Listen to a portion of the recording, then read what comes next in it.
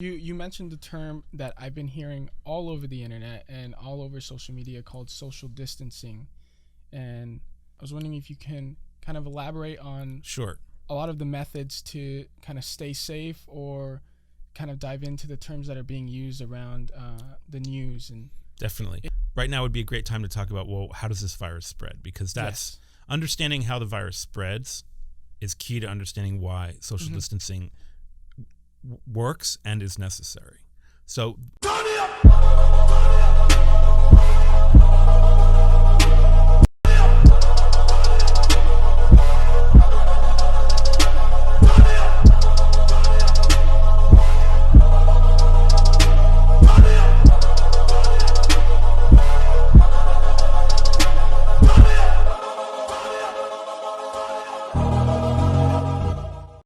check. sounds good. Yeah. Sounds good. All right. So we can't do a handshake. No, so. no handshake, just elbow bump. All right. So thank you for coming in, Professor. My pleasure. Professor Noymer, before we start, can you tell them your credentials and everything? Sure. Yeah, I am a associate professor of public health here at UC Irvine. I'm in the Department of Population Health and Disease Prevention. I've been studying pandemics my whole academic career, basically. I'm a sociologist by PhD, but really my whole career has been population science. So population science in the United States is sort of a subdiscipline of sociology. So there you go. And I have a master's in medical demography from London School of Hygiene and Tropical Medicine and a bachelor's degree in biology from Harvard. I study the mix of social and biological factors. Yes. So my academic background is very, it all kind of comes together. Epidemics, and we're in a big epidemic now. Yes. Epidemics is like the mixture of some pathogen, like a virus in this case, something biological with all of us mixing together as a society. Yes. And so, so that's sort of where my training all sort of mixes to try to understand what's going on in times like this. Yeah, and like you said, like in times like this, and referring to COVID-19, coronavirus. That's right. And I think that's one of the main reasons why I was so excited, and so glad that you were going to take time out of your day to do this for us, because I think your mix of, like you said, sociology and science background is perfect for kind of explaining all the effects that's going on, and kind of the people aspect of all of this. Yeah. Thank you. I mean, since we're starting, I should say that today is Saturday. We're recording this on Saturday, the 14th of March, 2020, in the afternoon in Pacific time. And I'm doing kind of a date stamp because this is a very fast-moving situation. Yes, so I know this will be broadcast on KUCI in a few days, and it will be podded, and so listeners of your show should know that it's a very fast-moving situation, and everything I'm saying is current to the best of my knowledge on Saturday, the 14th of March, 2020. So because things are moving fast. Things are moving very fast. Very fast. Things are moving very fast. It's and so I hope we can do record another pod in a few weeks to update your listeners. That'd be amazing. But just to get things started and right off the bat, is the coronavirus, an actual threat? And is it worth all the hysteria that's been going on around? Well, it's definitely a threat. That's for sure in my opinion, and I think the government's taking it very seriously. The World Health Organization declared it a public health emergency of international concern, a PHEIC as they call it. They also declared it a pandemic, which means that it's global. People often, get really hung up on whether it's a pandemic or not. I mean, pandemicity, the pandemicness of this refers to the global aspect. So, it is global now. Great, fine, whatever. The listeners of your podcast need to know whether it's an epidemic in their locality. Okay. And if it is in their locality, then it doesn't matter whether it's an epidemic or not, because an epidemic refers to whether it's also happening in other places. Yeah, in other places. Okay. But you know what? Everyone lives in their own local place. So what's more important, about all these conversations we've been having for 2 weeks about, is it a pandemic? Is what's more important is to talk about, is it an epidemic? And the answer is yes, definitely. Yes. And it's here in Orange County. There's a community acquired case of Orange County that was reported. Yes. So it's definitely a concern. You asked if it was justified, the hysteria. I mean, one person's hysteria is another person's, urgent call to action, let's say. Yeah. I mean, if you already have, 5 rolls of toilet paper in your garage, you probably don't need a 6th, but or at least not roll, like but the package. Yeah. But but it is worth people's urgent attention and concern. Mm-hmm. So I don't want to use a word like hysteria, but it's definitely this is real, and it merits people paying attention, being concerned, modifying their behavior. I'm sure we'll have a lot of chance to talk about this, but modifying their behavior. Perfect. So I reached out on a couple of my social media platforms to questions that people had in the community and people around. So I do have some questions that people wanted answered. And the first question, I think, is referring to what you said about the locality of what's going on. Mm-hmm. And someone wanted to know if UC Irvine, if they acted quickly enough or if they waited too long.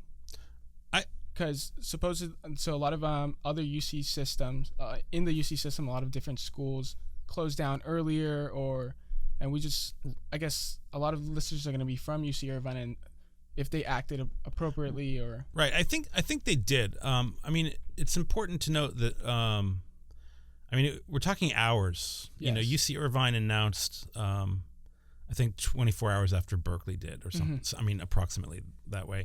And, the Bay Area is harder hit than and has an earlier epidemic than Southern California and Orange County.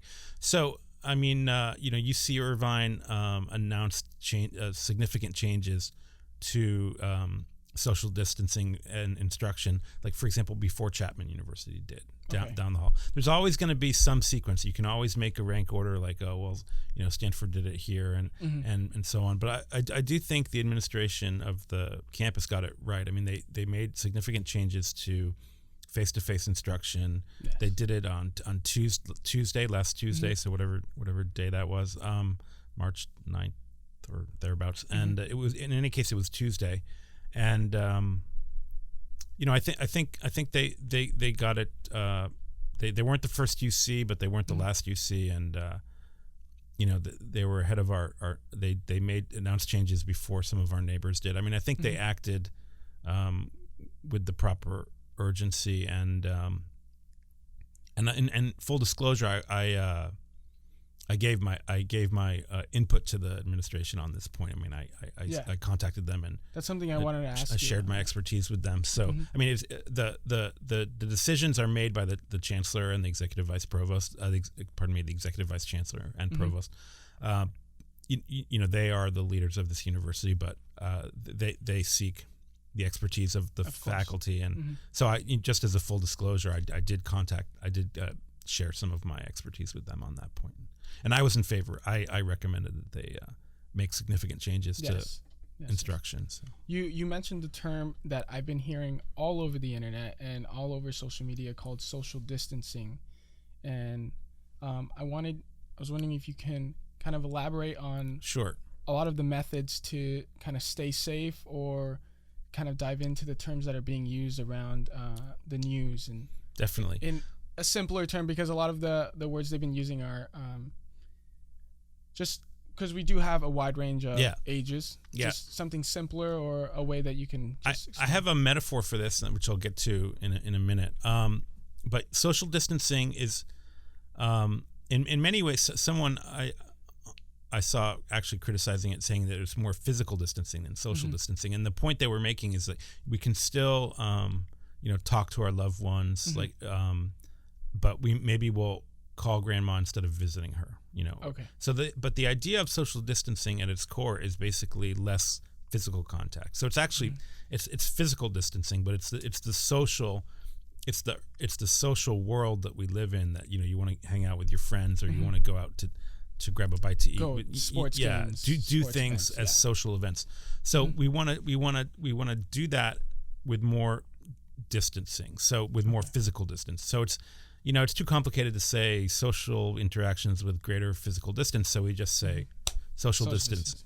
But what it means is coming into less contact than with other people than we normally do. And I think right now would be, before I talk about my metaphor, right now would be a great time to talk about, well, how does this virus spread? Because that's understanding how the virus spreads is key to understanding why social distancing works and is necessary. So the virus spreads. It's first of all, it's a virus, not a bacteria or what have you. So it's a virus. So it's this very small, tiny organism, let's say. I mean, that invades a host and replicates, makes millions of copies of itself, and then spreads to another host. So it's so small. It's about 120 nanometers in diameter. So a nanometer is a trillionth of a meter. So it's pardon me, it's a billionth of a meter, but it's a nanometer is a billionth of a meter. So it's 120 of those. So I mean, it's less than 1/millionth of a meter, in diameter. Yeah. So it's invisible because it's small, and it's smaller than by many times than a bacterium, and those are also invisible. So they're spread by droplet and fomites. That's the technical term, fomite. Fomite just means surface. Okay. So a surface, what's a surface? A surface is I'm sick. I blow my nose into a Kleenex, and I have so much. I have such a runny nose that my hand becomes wet. Because it bled through the Kleenex. Yeah. Okay. I roll up the Kleenex into a little ball, and I kind of stick it in my pocket. I'm looking for a place to put it. Everyone's done it. Yeah. And then my hand is still wet because like the sneeze or whatever saturated the Kleenex. So, and then I touch a doorknob. Okay. That's a fomite. That's a surface. Okay. My hand touches the doorknob, and then someone else's hand touches the doorknob. So first of all, the virus can live. I was about to ask how long. So the virus can live. I mean, in theory, people have studied these coronaviruses in lab conditions and found that they can survive for 9 days on surfaces. Wow. In the real world, it's probably more like 9 hours. Okay. It's highly variable. If it's an outdoor doorknob that's getting bombarded with the UV rays of the sun, if it's an indoor doorknob, it depends on also the humidity and the temperature. There are many factors. 9 hours is a long time. Yeah. Okay. For influenza, for flu, we normally say 4 hours on a doorknob. So the coronavirus appears to be more environmentally robust than a sort of a typical virus. So 9 hours is a long time. And certainly, you can imagine in like a school or office setting that, the doorknobs are touched more frequently than 9 hours. So it doesn't, in some sense, it doesn't matter if we're talking 9 or 12. It's it's irrelevant. So that's one. That's why you've been hearing so much wash your hands, because touching a doorknob itself doesn't put you in peril, because the virus cannot penetrate unbroken skin, and it's not really a bloodstream virus. So even if you had like a paper cut on your hand, it's a respiratory virus. It needs access to your respiratory cells. So just touching the doorknob isn't the problem. It's that we all tend to touch our face. Yes. So wash your hands and with soap and water for 20 seconds, and you can wash the virus off. The soap and water from your faucet, when you wash your hands, that's like Niagara Falls to the virus. I mean, it cannot stay on your hand in the presence of particularly the soap as well. But you will. Everyone's talking about alcohol and whatnot. Yeah. 20 seconds of good hand washing where you're rubbing your hands back and forth with a lather of soap is fine. So it can spread by surfaces, and I gave you the Kleenex scenario and all that. Yeah. So the other thing is it can spread by droplets. And what is a droplet and how does that work? A droplet is when you sneeze or cough. Small little tiny, not quite microscopic, but really tiny droplets are dispersed. And eventually they either, they can either desiccate, they either just evaporate, or they can actually, in humid conditions, they can stay in the air, but they absorb moisture from the air and they become too heavy and they fall. So there's kind of a sweet spot of humidity where these droplets tend to thrive the most. But the point is it's droplet spread. So within, say, a 6-foot radius, they say, if someone sneezes and you breathe in that air, you're gonna get it. Okay. This is basically the same way the common cold and the flu spreads. Okay. Now a lot of people have been saying this is not the flu, and what they're getting at there, and we'll talk about that later. What we're getting at there is, when it's not the flu because it's more serious than the flu, because we know the flu every winter. Everybody get your flu shot. Blah blah blah. There's flu every winter. Yes. Some people get it, some people don't, and so on. We're accustomed to that. Hospitals are built to accommodate a winter surge of normal flu patients, et cetera, et cetera. This is not the flu in the sense of this is going to be big, and this is happening on top of, we're at the tail end of the flu season now, so it's superimposed.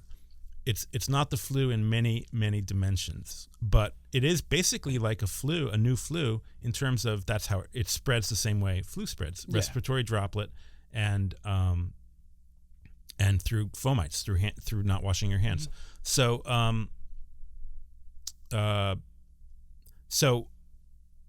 that's why we need to social distance. Yeah. Because 6 feet of a sneeze radius is one way it can spread. Now imagine you're at UC Irvine and you're in a crowded classroom and there's 400 people and it's the first day of class, so everyone comes. Yeah. And there's no empty seats. In fact, there's people standing in the back because they want to get in off the wait list, right, or whatever. Yeah. So someone sneezes, there's going to be people left and right of them, and compared to what we're doing now, which is video instruction, that's social distancing. Yeah. So the other thing is I didn't finish my thought, and just to loop back about touching your face.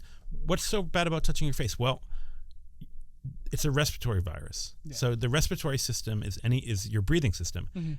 Anything that air comes into or out of your body is your respiratory system. Yeah. So your mouth, because you breathe through your mouth, your nose, obviously, because you breathe through your nose, and your throat, because the air goes down the windpipe before it goes into the lungs, and then the lungs are also part of the respiratory system. All that is the respiratory system. So if you touch your face, you're in the danger zone in terms of being close to your mouth and your nose. And if you touch your eyes, which a lot of us do, it's human nature to rub your eyes. If you touch your eyes, the virus can travel down the tear ducts and into the respiratory tract that way. Wow. So don't touch your eyes. Don't touch your face. It takes a little practice, but people can develop face touching discipline. Okay. And so I just wanted to finish that thought because at one point I said don't touch your face, but I never explained why. So so that's why we have to social distance. We have to social distance because it's spread, person to person through the air and through surfaces. It's not as contagious as some other viruses. Measles is another respiratory virus. It's best known because it gives people a rash, but it actually also it enters the body through the respiratory system. But measles is much more contagious. Measles is not a 6-foot radius; it's like a 40-foot radius. Wow! It's incredibly contagious. So it could be worse, but being very close to people, is one way it can spread. So you can wash your hands. You can wash your hands every 15 minutes, and if you're still going to a concert or a school, a crowded classroom, it's not a guarantee. So that's why we have to do both hand washing and social distancing. Yeah. So a lot of questions from all that you were talking about. Sure, please, fire away. Yeah, one of the main things is, and I think one of my biggest fears, and something that was recently kind of brought to many people's attention, is Rudy Gobert, the NBA player. That whole scene of like him feeling fine. Yeah. And, joking around and Right. touching different things, because the virus is, I think it's called asymptomatic. Asymptomatic, yeah. So what happens is basically people. So there's an incubation period. Yeah. Okay. So you're after infection, the virus will enter the respiratory tract, and it starts multiplying. So what a virus is really very little other than at its kernel, a virus is a bunch of DNA or RNA, but a bunch of nucleic acid that encodes itself, and an ability to enter a cell and make copies of itself. I mean, a virus doesn't have hands and feet and metabolic functions the way like a normal cell does. It just exists to make copies of itself, and then millions of copies of itself, and then explode out of the cell that is hijacked to make copies of itself. So there's a period in which the virus is copying itself, and if that's happening, then the person would be infected. But it's sort of an exponential process. So it starts slowly and then kind of builds. And so an infected person isn't shedding virus until maybe 5 days. I mean, it depends. Yeah. But they may not become symptomatic until 7 days. Okay. So and that's for specifically the coronavirus. It's the change the numbers and you get any virus basically. And some viruses don't shed pre-symptomatically at all. So for some common colds or what have you, like until you're coughing and sneezing yourself, you're at no danger to others. And as soon as you start coughing and sneezing yourself, then you're at a danger to others. But other viruses have what we call a prodrome period, where someone is infectious but not symptomatic. Oh. So that happens with measles and chickenpox, and it happens, to the best of our knowledge, it happens with this COVID. So someone can be shedding virus. Shedding virus means if they cough and sneeze, that there's virus in the coughs and sneezes. Virus also seems to be shed by stool, but that's not like a mode of transmission. So I just thought I'll just mention it for the record. But so the point is, so like 24 to 48 hours before someone says, geez, I better stay home from work because I'm feeling really bad, they can be infectious to others. So that's why people are isolated and quarantined. Well, technically the term for that would be quarantine, because we quarantine people who are being under observation, and we isolate people who are actively sick. So the point of a quarantine would be, you never know if this person was exposed, you never know if they're infected, and if they're infected, you never know if they're going to be transmitting the virus before they're symptomatic.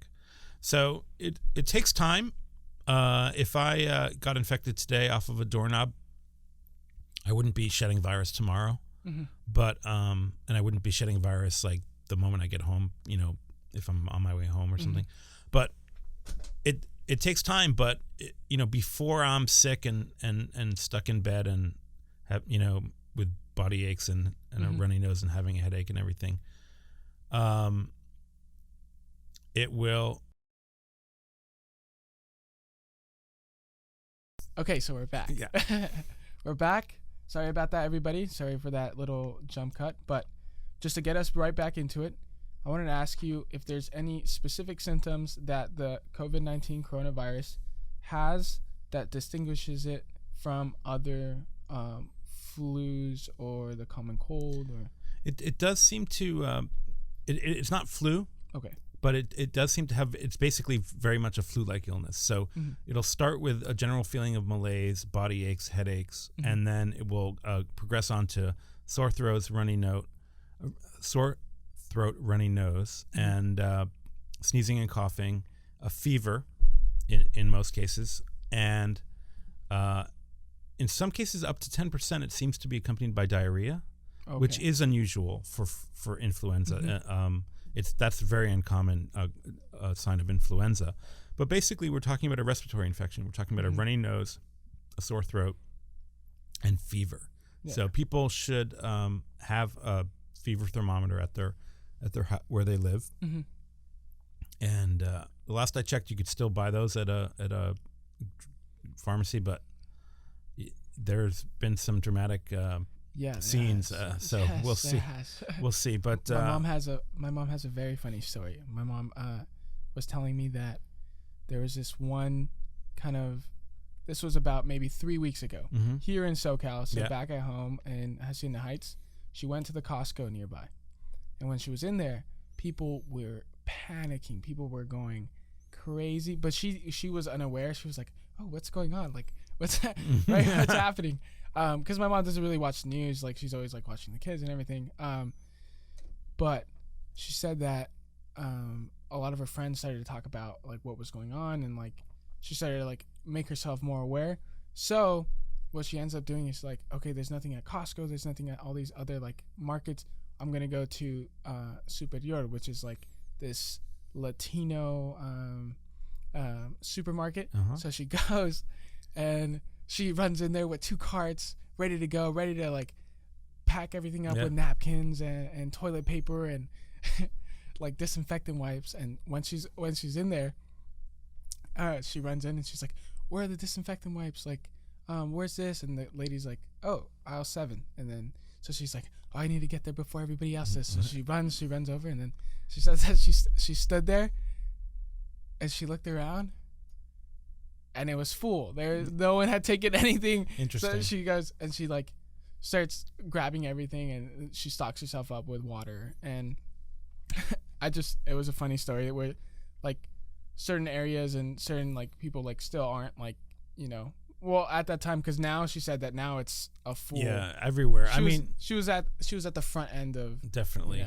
So so it's like it's basically a flu-like illness, and I hope your mom got her hands on a fever thermometer, but you're gonna want to take your temperature because it's definitely like a fever is part of the signs of this, and then for many people that's all it is. Like in terms of the clinical severity is quite lenient for most people. And it's severe for some people, particularly the elderly. This is a very age-related. Okay. Because I've heard 2 different things. I've heard that that it only affects elderly people. That this is a that's the main, like, who are the risk groups? Right. So so everyone seems to be infected or infectable. Okay. I should clarify. There's no group that's immune. There's no age group that's immune. Like everyone can get infected. Kids, for a while, people were saying, well, kids don't seem to get it, but we have tests now that show that kids get this. They don't have, for reasons we don't fully understand, they don't have a severe reaction. Okay. So kids don't tend to wind up in the hospital when they get this, but everyone can get it. And then the severe cases, it's basically a smattering of bad luck people at any age, but then senior citizens, like 60 and up, is really the curve of severity. So what happens with senior citizens is it becomes a lower respiratory tract infection, not an upper respiratory tract infection. So your lungs. Okay. And that's pneumonia. And then people with pneumonia have there's primary pneumonia, which is the COVID. There's secondary pneumonia, which is where bacteria start growing in your lungs, and then that's usually accompanied by fluid in the lungs, and if it gets severe enough, difficulty breathing, which means that people need to be in a hospital with oxygen, and if it's severe enough, they need ventilation, basically mechanically assisted breathing, and then if it's severe enough, it can be fatal. So but it's definitely age related on the fatalities. In Italy, where we have some good data because they have a pretty bad epidemic, we're talking the average age is 81 years of the deaths. So it's definitely of the fatalities. Okay. So it's senior citizens who are most affected. So that's why we all need to social distance, because save the lives of our grandparents' generation or parents' generation. Yeah, I've heard that case. a lot, where it's a time of not just thinking of yourself, and maybe it's not going to affect you, and maybe you're unhealthy person and you can get through it, but it's looking out for the person next to you and doing your part to sort of keep everybody safe. Yeah, a lot of the social distancing that we're talking about is we're advocating altruistic behavior. Okay. I think we will be judged by future generations on how we respond to this, and making small sacrifices for the greater good is something that we can all do, and it's something that we all should do. And this is our moment. This is our Pearl Harbor, or what have you. So this is our chance to show that we can band together and do things, that are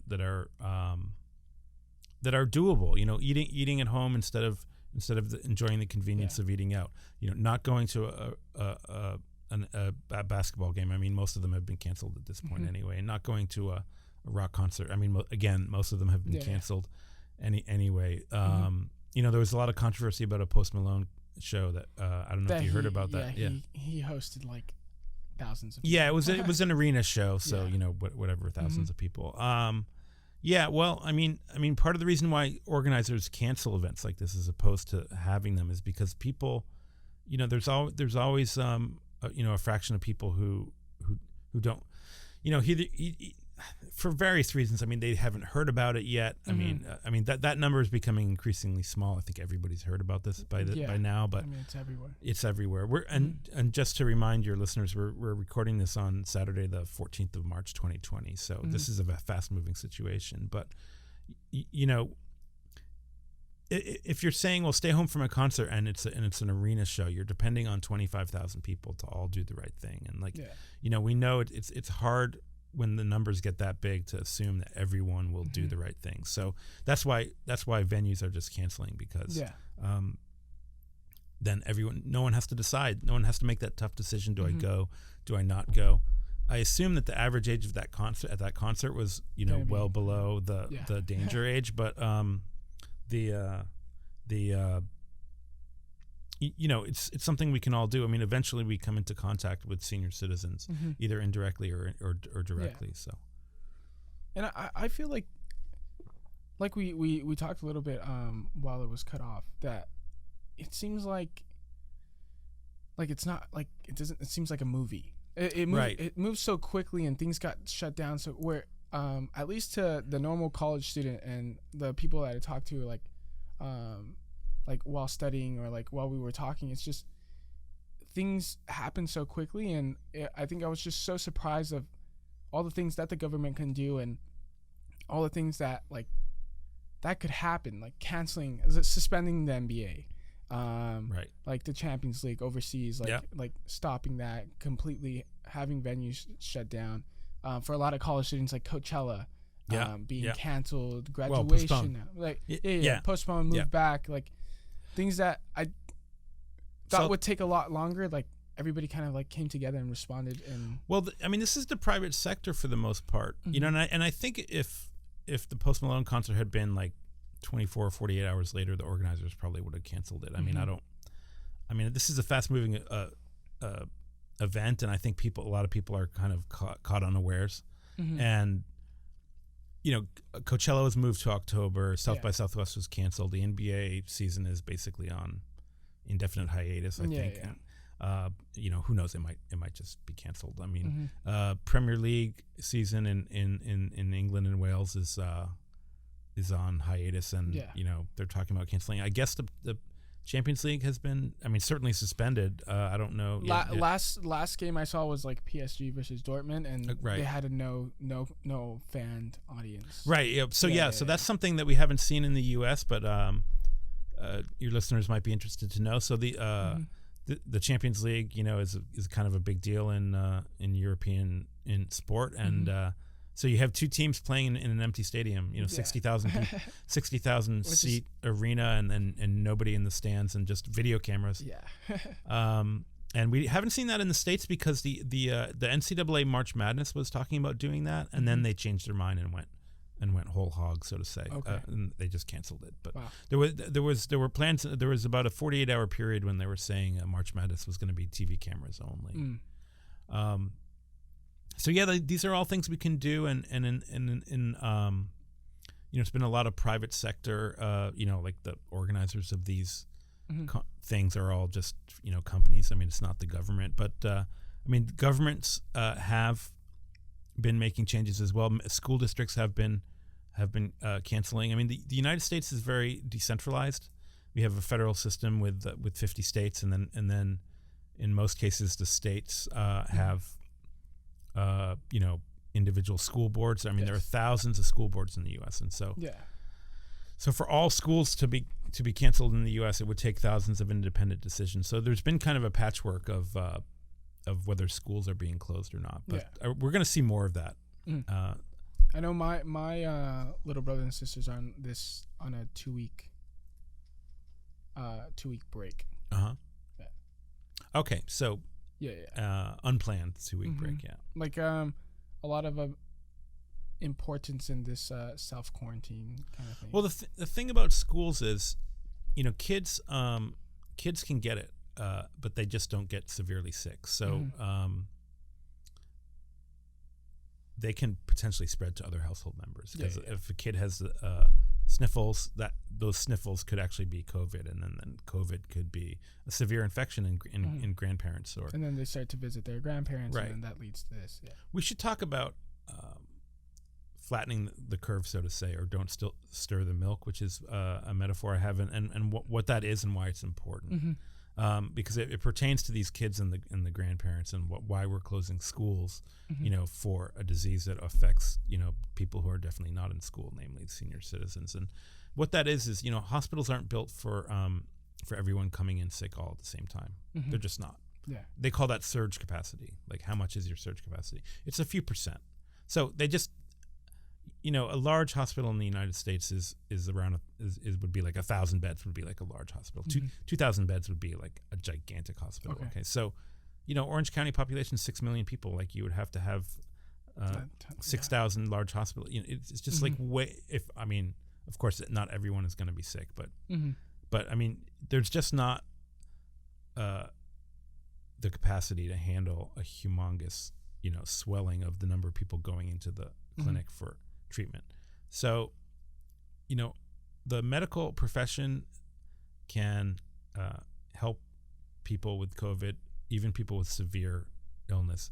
It's a virus, so there's no like antibiotic drug and there's no vaccine yet. But there is what they call supportive treatment or symptomatic therapy. I mean, there's different names for it, but the point is you just help people along.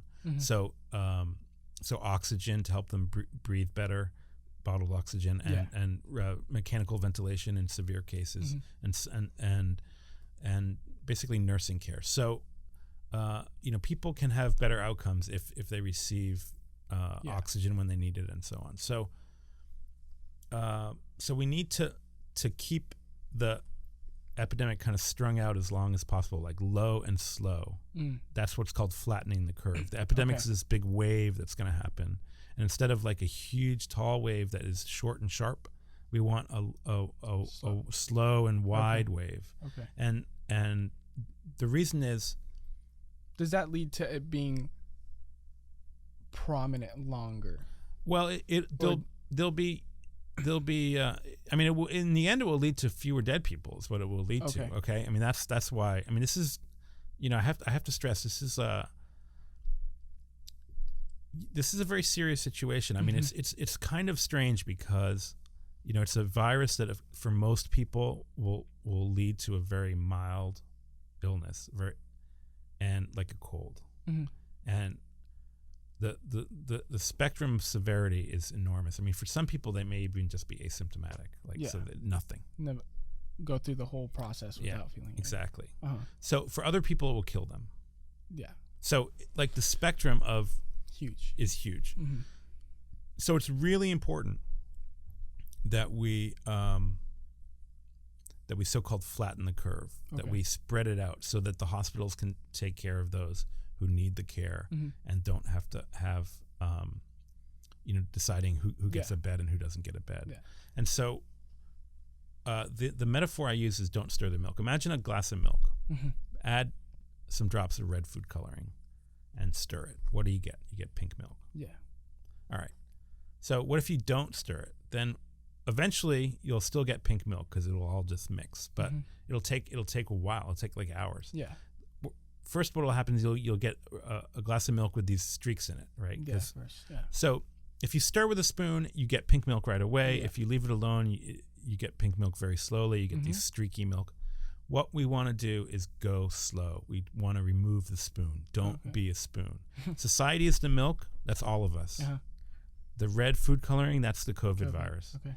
The spoon, that's you and me. That's what we do individually. That's going out to a show. That's going to an NBA game. That's going to school, going to work, going to the supermarket, 5 times a week instead of stocking up once a week.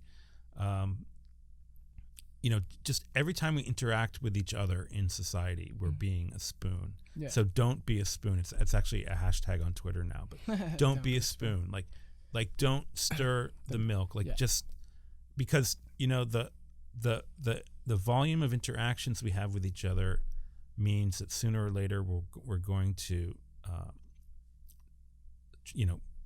transmit or receive the virus. Yeah. Questions on more. So UCI filled with a bunch of different majors. Sure. So there were some people that wrote in and kind of responded to my thing on Instagram that were bio majors. Okay. And so they wanted more questions on the research. So one question from Bilal, he had a question, said, what research methods are going into finding a cure or vaccination for the virus? That's a great question. There's an antiviral drug that they're doing clinical trials on now to see if it works for this virus. So what they would do is give it to some people and give other people standard therapies and see if there's a difference between the two groups. The importance there is randomization. So you don't just pick who gets the drug and who doesn't, but it's done by a coin toss. Okay. And therefore you can compare the two groups afterwards and see if the antiviral works. So classically, we have a lot of antibiotics like penicillin, amoxicillin, Bactrim. I mean, there are so many of these antibiotics. Not as many as we would like, but so bacterial infections classically can be cured, but viral infections classically there's no antiviral drugs. Now, over the last 40 years or so, they've one by one developed some antiviral drugs. There's acyclovir. There's antiretrovirals for people living with HIV. Yes. There are some antiviral drugs, and there's one that they're trying out for its effectiveness against COVID because I think it might work, but it's not a slam dunk yet, and we just don't know yet. The other thing that they're working on is vaccines. Yeah. They already have a candidate. How close are we to? Well, truthfully, we shouldn't count on it. Okay. And why is that? Well, because vaccines are always tricky. Okay. They take a long time to test, and there is a candidate vaccine already because the labs have been working, around the clock on that. But, unless and until you hear that it's available, I would assume that we're 2 years out from a safe and effective vaccine starting now. Okay. So March 2022, honestly, is when I would expect to have a vaccine. I'll be doing cartwheels if it comes in sooner than that. But they're going to have to, typically do 3 stages of testing: type 1, phase 1, phase 2, and phase 3. I think that's something that people are confusing with. Yeah, like an antiviral drug as compared to vaccination, where someone had told me that they were a month away from having a vaccination. Well, or having something. So a month away is like a very optimistic best case scenario. They have a candidate vaccine now. Is it the one in Canada? Something I heard about. There's several. One of them is at the NIH. Okay. But they they still need to test it. I mean, what your listeners need to know is, there's no vaccine that you can go off the shelf today. Mm-hmm. I mean, an antiviral drug is a drug that you take after you're already sick, and it kills, and it usually blocks some sort of pathway that the virus or bacterium needs to replicate, and so the replication of the virus gets all bogged down, and then your immune system can get caught up and kill the infection. The vaccine, which is like for measles and MMRs, measles, mumps, and rubella, it's a cocktail, three in one. Or the flu shot that people get in the fall, or I mean, there's a bunch of other vaccines. Hepatitis B has a vaccine. I mean, there's many vaccines. These basically prime your immune system to be aware of the disease, of the pathogen already.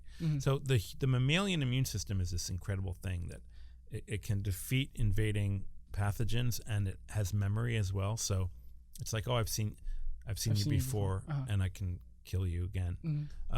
So antibodies are these proteins that stick to pathogens and tag them for destruction by killer T cells.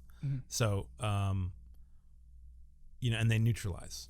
Like it's like a bunch of Velcro stickies getting all over the invading virus. Or so that's what your body naturally develops. But the vaccine gives you a head start, because you basically already have the antibodies before you're ever exposed. So now we're just gonna run through the Instagram questions just to make sure that everybody that wanted to listen to this gets the questions they want answered. That sounds good. The next question is, this is regarding kind of working related, and I think also like a school kind of question, is how long should I expect my company to enforce work from home? Okay, that's a very good question. And in that question comes from Johel Sandoval. Okay. All right. No, nobody knows for sure. We're talking weeks or months, not days. Okay. All right. So earlier I said this is serious. This is. And then I guess I'll throw in that question also of how will the virus simmer down? Will it just pass? Will all eventually get it right? Okay, so I mean, this virus spreads like the common cold. It causes a syndrome in many, which is like the common cold, although in many it's much more severe. And it's related to 4 other coronaviruses that cause the common cold. And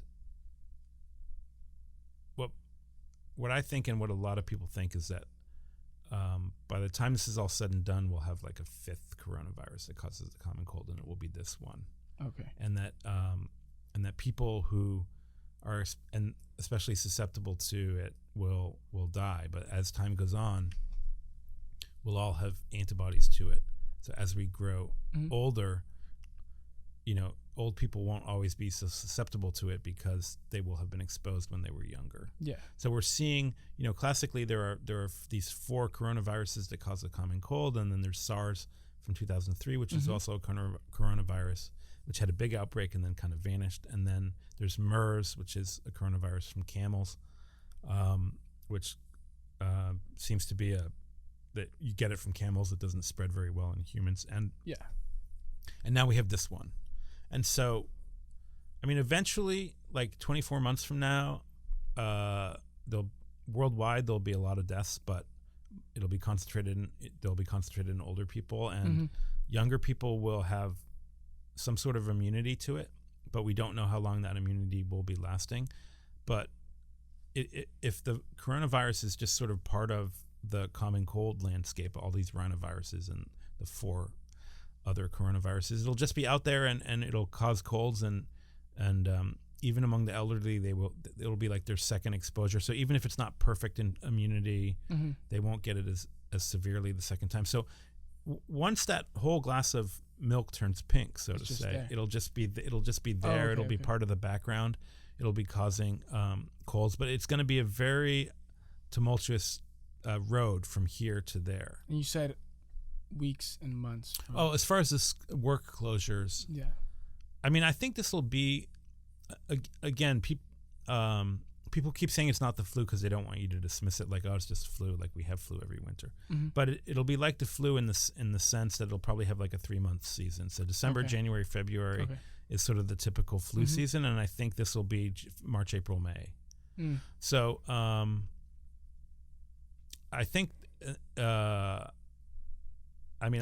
then the summer tends to bring some relief with these respiratory viruses, although, measles and influenza go away in the summertime for reasons we don't fully understand even now. And it's really hard to say. Everyone's been asking me like, well, when can you guarantee this will go away? And like, there's no guarantees, and this is all new. Mm-hmm. You want to guarantee, but get a dog. I guarantee it'll love you. Everything else, So these work from home orders could be weeks and 6 weeks in many cases, I would say. Okay. So this is real. Yeah. Yeah. I mean, it seems like that's kind of the main theme of this all, that it's real and it should be taken seriously. Definitely. Yeah. Okay.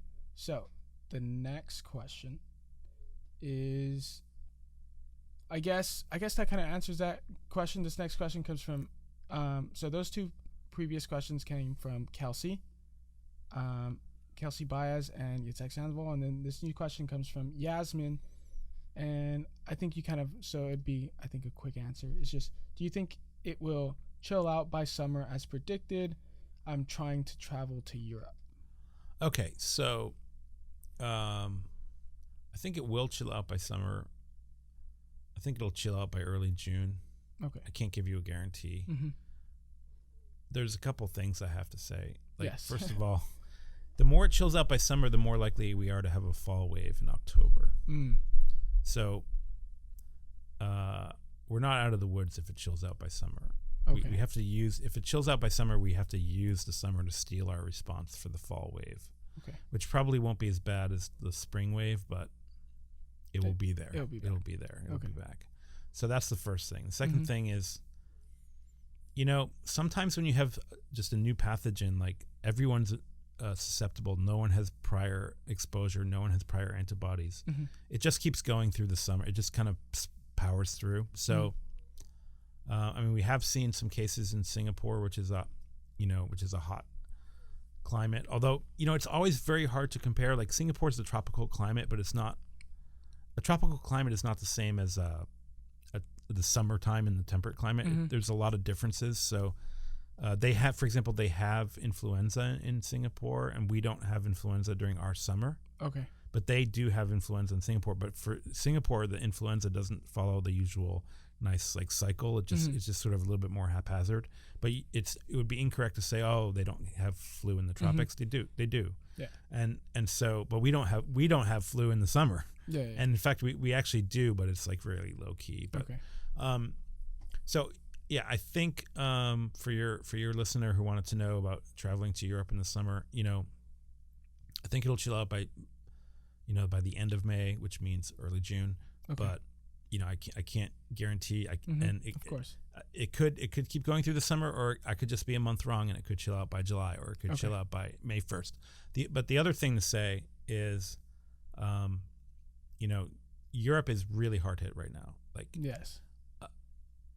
I honestly, I would be wary of buying any plane ticket that's not fully refundable for your listener. Would you be traveling? Have you been? So I'm not traveling anywhere. Okay. Okay. I'm really trying not to be a spoon. Don't be a spoon. Yes. Don't stir the milk. Mm-hmm. Don't stir the milk. I'm really trying to practice what I preach. I'm not getting on any flights. Okay. I mean, when you get on a flight, you bring whatever illness you have to a new location, thousands of miles away, and you interact at airports, which are crowded, and on airplanes, which are crowded. Yes. the issue on the plane is not so much that everyone always talks about breathing recycled air. Yeah, and that supposedly is better. That's not the issue, because the recycled air goes through a HEPA filter, which filters out all particles. But the person next to you, if you're in the middle seat, you're right next to two people. Yeah, it's not gonna filter out your. There's no filter there. There's no. It's, so your listener who wants to go to Europe this summer, if she hasn't purchased the airline ticket yet, I would wait until we know more. Europe is really hard hit, and now is the time for all of us to make small sacrifices to our behavior, and so okay, sounds good. The next question. This, I think, is going to lead to a question that I have personally for you. But this question comes from Joseph, and it is, why are there such little reports of the virus in Mexico? And then this is kind of more talking of like nationality or like just different parts of the world. Right. Yeah. So there's different timing. Okay. Just by happenstance of when the virus was introduced into different countries. It emerged in China, and it came to South Korea and Japan pretty close after that, and then Italy somehow was next. And but now it's all over Europe. Okay. And so 2 weeks ago you could have said, why is it in Italy and not Spain? Yeah. And people would have said whatever. But the point is, like, now it's big time in Spain. All the bars are closed in Spain. La Liga is closed, which is the Spanish soccer professional league, is closed. Everyone's just told to be at home. So the question about why isn't it in Spain is now like a totally academic, totally moot point. It's like nobody cares anymore. It's in Spain. Yeah. So my guess is it'll, let's wait 2 or 3 weeks and it'll be in Mexico. And and it's just a bunch of happenstance about when the virus was introduced to different countries. And it gives me no pleasure to say, it'll be in Mexico in 3 weeks. But rather than spend a lot of energy trying to figure out like what's so different about Mexico, let's just wait and see what happens. Yeah. I mean, Latin America is not exempt from anything. There's an epidemic in Brazil of COVID. Yeah. So,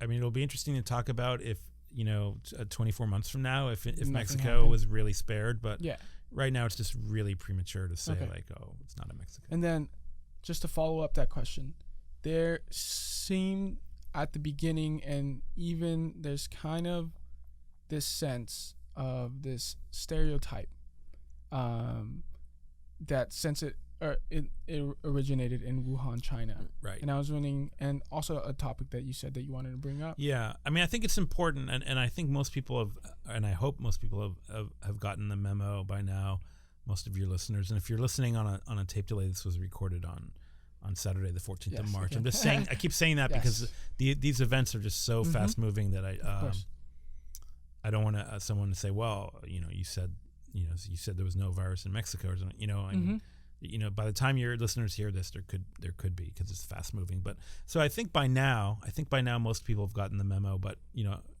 for anyone who hasn't, this is not a Chinese virus. This is a virus that comes from the animal kingdom. Doesn't care what. And it infects people. Yeah. And there's no risk factor. You don't need to avoid Asian Americans or people of Asian descent, or there's no ethnic group that is more likely to have it. It's going to be a nationwide epidemic in the U.S.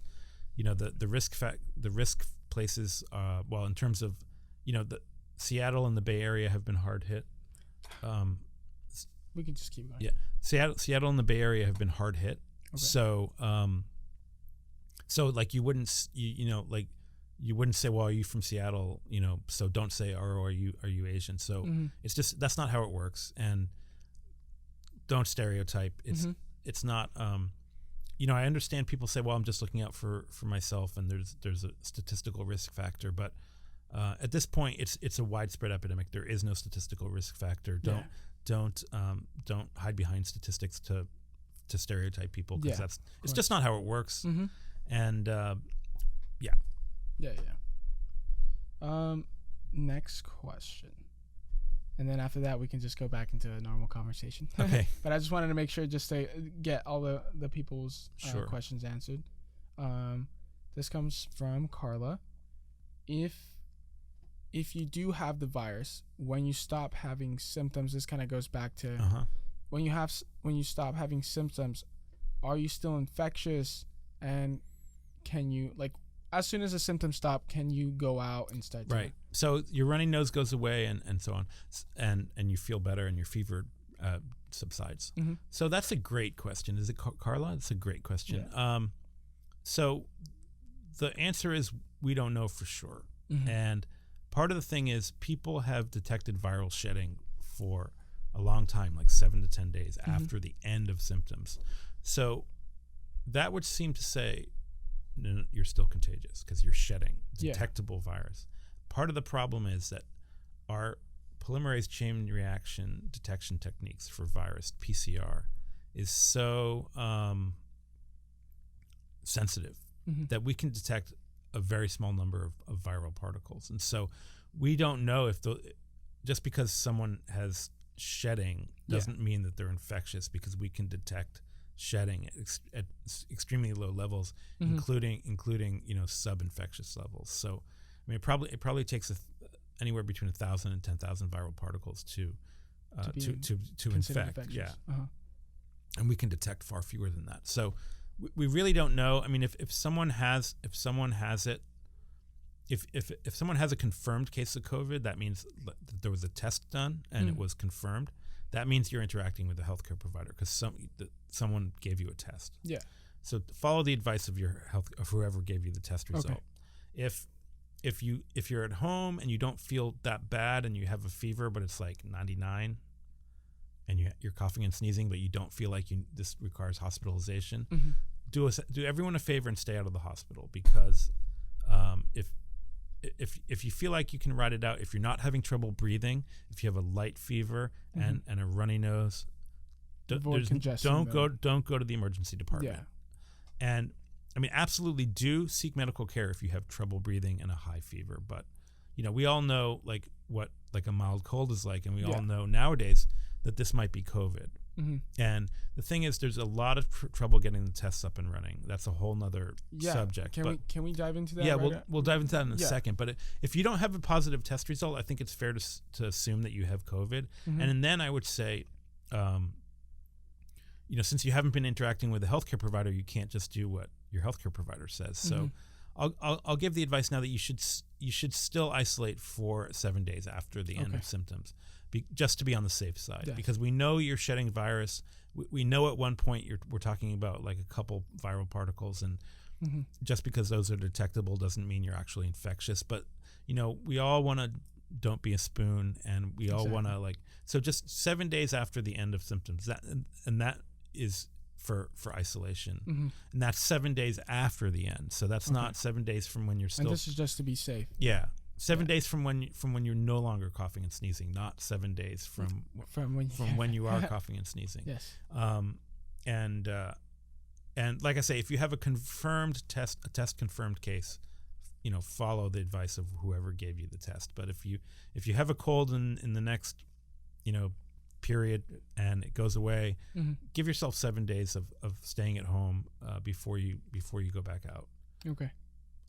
And you said you wanted to ask about. So I wanted to ask about the testing, because it seems like I talked about this a little bit before, is there's this sense of where I hear someone on a TV personality say that this is a super big threat, we don't know anything yet about it, and then someone else seems more educated, or they have more answers to a bunch of more questions. And I was wondering how much of that is affected by the lack of testing, and if what people say of the U.S. not being prepared enough or not, because there's this lot of politics of why didn't certain politicians, President Trump, not prepare, right. Well, I try not to get into the ad hominem politics, naming names of people, but just because there's plenty of that as we're full up on that as it is. So, but I think it's important to say that there were problems with the test kits. Okay. There was a technical error in the first batch of tests that the CDC rolled out and that the FDA approved that made them wrong, and so those had to be withdrawn. And they have a new protocol up that is right. But all of this resulted in a tremendous loss in ability to test at the worst possible time. Yeah. So what we want is anyone to be able to get tested, and we still don't have that yet. So if you sneeze and you're otherwise feeling fine, don't run to your healthcare provider for a COVID test. It's, ideally that would be exactly what I would want you to do, because we want to understand, we want to map this, we want to understand where the sick people are, we want to understand where the well people are, we want to understand where people are who are having colds that aren't coronavirus. We want to understand, we want data, we want lots and lots of data. But you know what? Right now, we don't have the bandwidth on the test kits yet.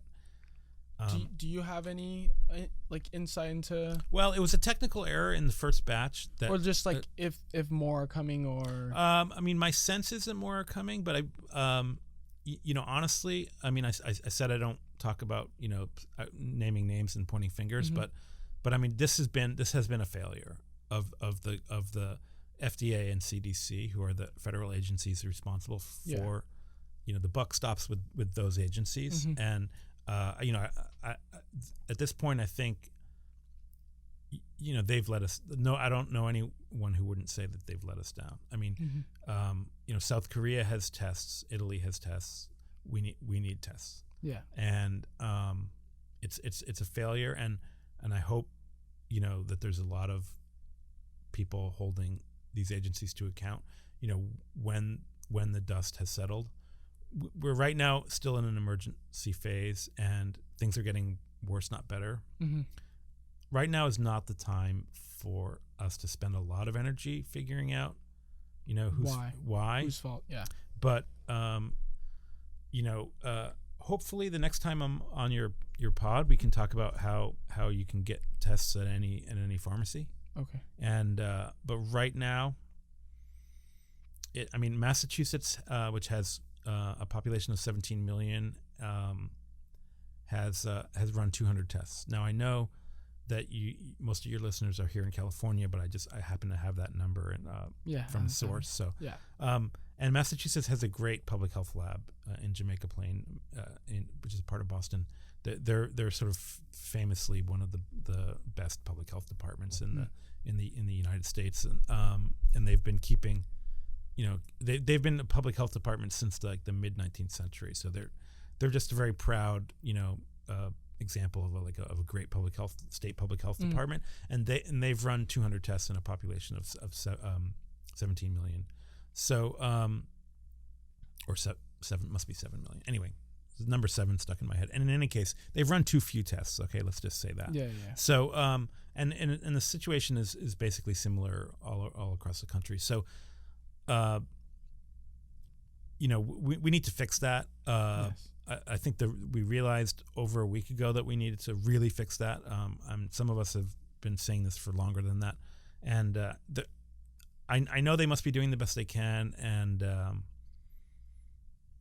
honestly, if we're not up and running with thousands of tests like this time next week, then there's 2 scandals, not one. Okay.